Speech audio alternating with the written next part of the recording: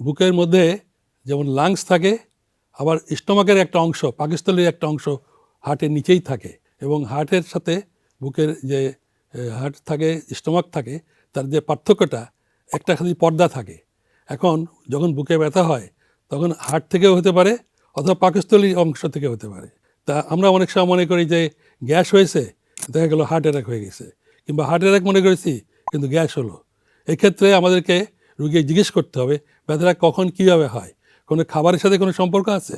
যেমন একটি রুগী আমাদের কাছে আসছেন, উনি বললেন যে শুটকি মাছ ভাজা দিয়ে খেয়েছেন। তো এখন আমাদেরকে কমন সেন্সই বলে এটা নিশ্চয়ই শুটকি মাছের জন্য ঝাল দিয়ে খেয়েছিলেন, গ্যাস হয়েছে। কিন্তু আমরা যখন ইসিজি করলাম, রক্ত পরীক্ষা করলাম, দেখলাম শুটকি মাছের জন্য গ্যাস হয়েছেই, কিন্তু বুকে ব্যথা তার হার্ট অ্যাটাকের জন্য হয়েছে। সেক্ষেত্রে আমাদের চিকিৎসকের পরামর্শ নিয়ে চলতে হবে।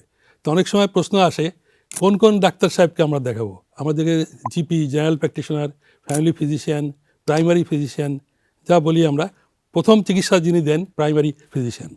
তিনি মনে করবেন যদি এটা হার্টের অসুখ তাহলে উনি পাঠাবেন হার্টের ডাক্তারের কাছে। আবার তিনি মনে করেন যে লাংসের অসুখ তাহলে পাঠাবেন লাংসের ডাক্তারের কাছে। আবার যদি মনে করেন যে গ্যাস্ট্রিকের ব্যথা, ডাক্তারের কাছে পাঠাবেন।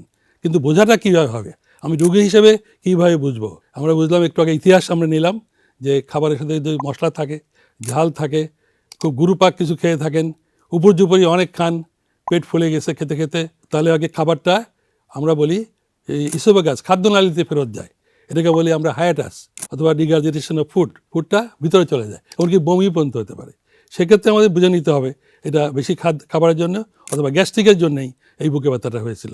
আর আমরা একটু আগে আলাপ করেছি লাংসের ব্যথা কীভাবে বুঝবো। লাংসের উপরে একটা পর্দা থাকে, তাকে বলে প্লুরা, লাংসের প্লুরা। সেখানে যদি প্রদাহ হয়, ইনফেকশন হয়, তাহলে কিন্তু একটু কাশি হলেই কিন্তু কাশির সাথে স্ক্র্যাচিং পেন বলি আমরা, কাশি হলো সাথে সাথে বুকে ব্যথা হলো, সেটা হলো লাংসের জন্য হয়। আর নিউমোনিয়া হলেও কিন্তু একটা বুকে ব্যথা হয়, সেটা পারসিস্টেন্ট থাকে, সবসময়ই থাকে, কিন্তু নিঃশ্বাসের সাথে ওঠানামা করে। কিন্তু হার্টের ব্যথাটা প্রচণ্ড ব্যথা, এটা শ্বাসের সাথে কোনো সম্পর্ক নাই, নিঃশ্বাসে কষ্ট হতে পারে কিন্তু প্রচণ্ড ব্যথা হয়। সে থামানোর জন্যে হয় স্প্রে দেওয়া লাগবে জিভার নিচে, অথবা ডাক্তারের পরামর্শ নিয়ে চিকিৎসা করতে হবে।